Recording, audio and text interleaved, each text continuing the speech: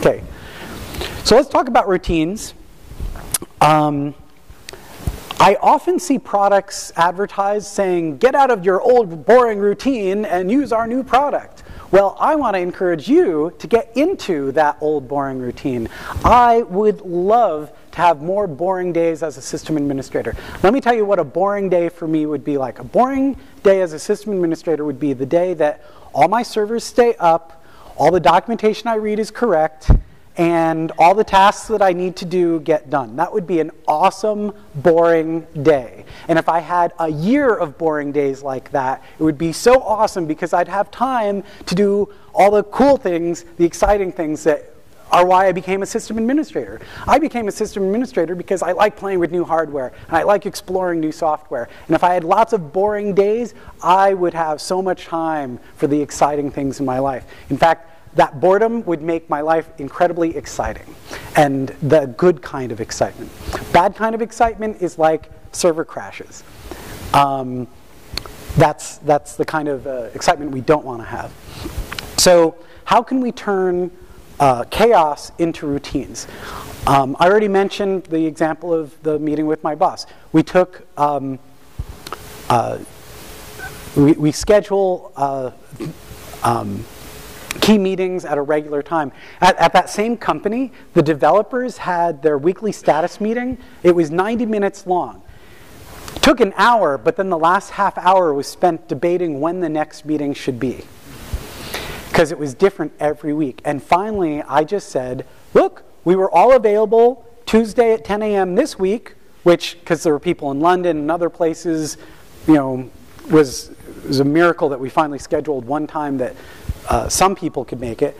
People said, but this was a bad time for John and this other person. I said, well, you know, if we have it this time every week, then John will be able to plan around it and stop and get rid of that conflict.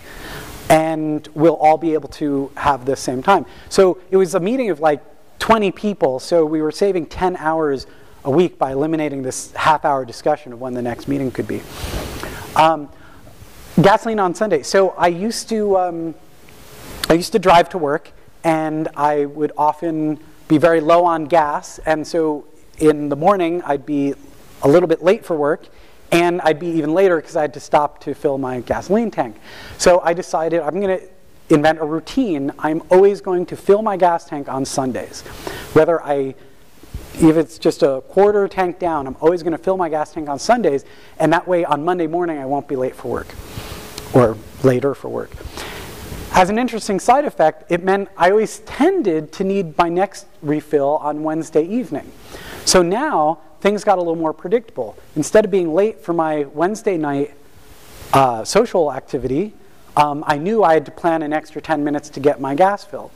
So putting things into routines start to create a domino effect of benefits. I mentioned a routine earlier with the movies. People were now planning around my schedule, and it was making more fun in our lives. Another typical routine is anything that's like a maintenance task, something that's hygiene, something you have to do every day that has some benefits. So I had a situation a number of years ago where we had this telecom closet that was overheating, and until we could fix the cooling system, we brought in one of those mobile chillers, and it had a bucket that collected the water that accumulated from the condensation, and the bucket had to be emptied every 3 days. And I am awesome at estimating. Let me tell you, I'd walk by that thing and say, based on my expert opinion, that doesn't need to be emptied today. And I'd walk by the next day and say, based on my expert opinion, that has 8 more hours to go. And then I'd walk by the next day and I'd say, I know where the mop is. And so I decided I was going to fix this problem with a routine. So my routine was, well, I walk by that closet on the way into the office every morning. Whether I think it needs it or not, I'm just going to empty it. It takes just as much time to dump out that bucket than it did to sit there and use my expert opinion to determine whether it needs to be emptied or not.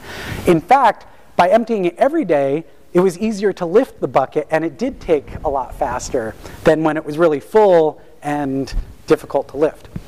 It reminds me a lot of when I was little. When I was a little boy, my chore was I was supposed to empty the trash in the house. And boy, was I good at procrastinating. I could whine and complain and come up with excuses for like a half an hour before I'd go and do it. And taking out the trash takes like 5 minutes. But I was spending a half an hour with excuses. So turn it into a routine, just gets it done. So we all have opportunities to develop our own routines. Repeated tasks when procrastinating takes longer than doing it. Anything you forget often. Anytime you find yourself standing in front of your boss saying, "Oh, I'm sorry, boss, I forgot." Think, is there a routine I could have developed that would prevent me from being in this situation again? Kind of low priority tasks like emptying that water bucket. And maintenance tasks in general. Maintenance, IT is a lot like gardening. If you've ever had a garden, say you're growing carrots. You can't ignore the garden all year and then spend a marathon weekend of gardening and then boom, you have carrots. Growing carrots is like it's a little bit of work all throughout the year and then you harvest and boom, carrots. And IT is a lot like that. You can't, there's a lot of things that you do a little bit of work every day and then you have a result instead of assuming that you can sort of cram at the end and get it all done. Relationships are also very much like that. And if you can develop a routine that works on your maintenance tasks or helps your relationships, you're going to be in a better situation. So when I was a system administrator at Bell Labs, our team served 5 different labs within Bell Labs: the mathematics lab, computer science lab, communication lab, etc.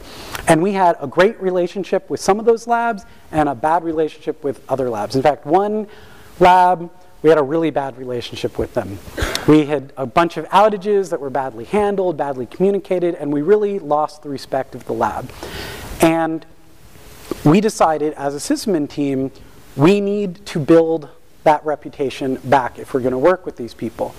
Now, we could just hope and pray that a marathon weekend of relationship building would boom, repair our relationship. But that's not how relationships work. You have to do a little bit of work all throughout the year and then you can harvest a good relationship. So what did we do? We decided that the routine was going to be that me as manager every Tuesday morning was going to walk through that wing of the building. And the first time I would do it, I would just sort of, say hello and duck if anyone, shot arrows at me. And the second week, I would do that, and I'd say hello more and maybe stop by. Oh, I see you have a new mouse. Hey, that's cool, and walk through. And then doing this more and more, starting conversations, building back that relationship. And after 6 months of this, we were back to a repaired relationship, and we were being invited to design meetings again, and we were working with our users much better. So routines can fix a lot of different problems, both technical and non-technical. Now, routines are like cron jobs. They happen periodically, like clockwork.